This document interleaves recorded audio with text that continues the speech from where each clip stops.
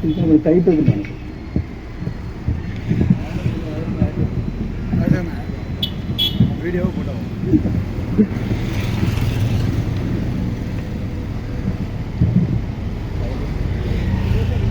வெடித்து பிளம்பு விழ, கடல் கொதித்து சூடாச்ச, முதுமைமிகு நிலப்பரப்பின் முதற்பரப்பு தோன்றிவிட, மணல் வரும் முன் நதி வரும் முன் தோன்றிய என்னுடைய மூத்த இனத்திற்கு தலை வணங்குகிறேன். இந்த ஆர்ப்பாட்டத்தை ஒருங்கிணைப்பு செய்த தூத்துக்குடி மாவட்ட அனைத்து விசைப்படகு சங்க பொறுப்பாளர்களையும் என்னுடைய மனதார வாழ்த்துகிறேன். என்னுடைய தமிழக மீனவ மக்கள் கட்சியின் சார்பாக உணர்வு பூர்வமாக அவருடன் கனமாட இணைகின்றேன். இந்த ஆர்ப்பாட்டமானது மிக நீண்ட காலம் முன்பாகவே நம்முடைய மண்ணில் நடைபெற வேண்டியவை. மிக மிக தாமதமாக நாம் நடத்துகின்றோம். அதற்கு பல அரசியல் காரணங்கள் இருக்கலாம், மதச்சாய குறுக்கீடுகள் இருக்கலாம், இன்னும் ஏனைய காரணங்கள் இருக்கலாம்.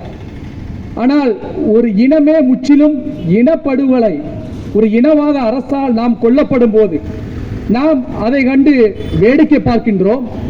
அது எப்படி என்று சொன்னால், ஒரு இனம் அழியும் போது மற்ற இனங்கள் அதை கண்டு வேடிக்கை பார்ப்பது ஒரு இயல்பான காரியம். நமக்கு என்ன அப்படி என்று கடந்து செல்வது ஒரு இயல்பான காரியம். ஆனால் ஒரு இனம் அழியும் போது அந்த சொந்த இனமே அதை வேடிக்கை பார்ப்பதுதான் நம்முடைய வாழ்வில் சொல்ல முடியாத துயரங்களை நாம் அடைகின்றோம்.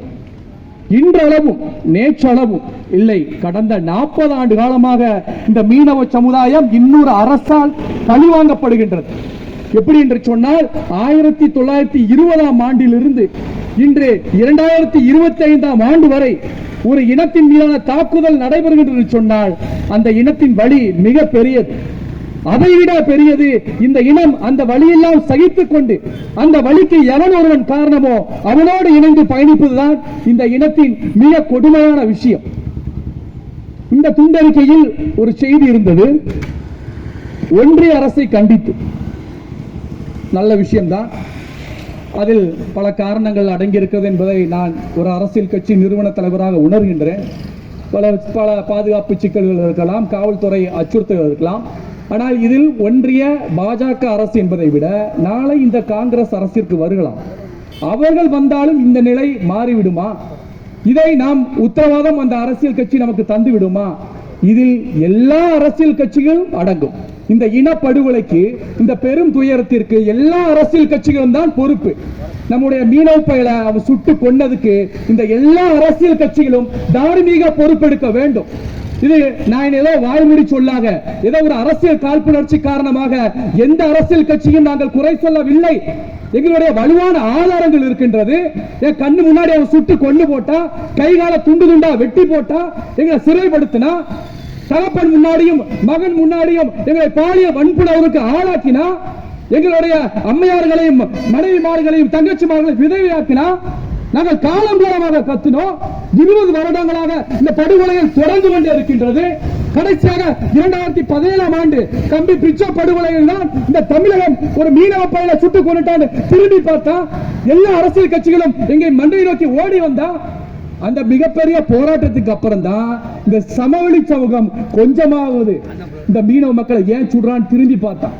அதுக்கப்புறம் தான் சிந்திச்சான், எங்க இலங்கையில விடுதலை புலி தலைவர் பிரபாகரன் அவர்கள் தனிநாடு இயக்கும் போது இந்த மீனவ பையதான் அவனுக்கு ஆயுதங்களையும் மருந்துகளையும் அவனுக்கு விநியோகிச்சான் என்ற ஒரே அடிப்படையில் இந்த இனத்தின் மீதான ஒரு படுகொலை தாக்குதலை, ஒரு போரை அவன் தொடுத்தான். யாருக்குமே அறிவிக்கப்படாத, யாராலுமே புரியப்படாத ஒரு போரை தொடுத்தான். எப்படி? இந்த கச்சத்தீவு எங்களுக்கு சொந்தம். அது யார் அப்ப விட்டு சொத்து? என்னோட ராமநாதபுரம் மன்னர் சேதுபதி ஆண்ட என்னுடைய ராஜாவோட சொத்து, என்னுடைய தமிழ் மன்னனோட சொத்து. நீங்க 1948ஆம் ஆண்டு ஜமீன்தாரி முறை இந்திய அரசால் அமல்படுத்தப்பட்ட போது அந்த கச்சத்தீவை நீங்க புடுங்கிட்டீங்க.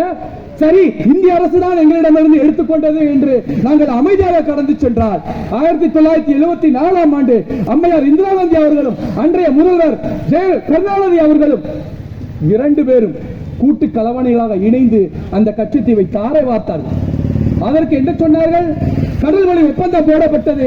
பாக்கு நீரிழியம் மன்னர் வளைகுடாவும் இணைந்து கடல் வழி எல்லை பிரிக்கப்படும் போது கச்சத்தீவை இலங்கை பக்கம் நாங்கள் கொடுத்து விட்டோம் என்று அசாதாரணமாக சொன்னார்கள்.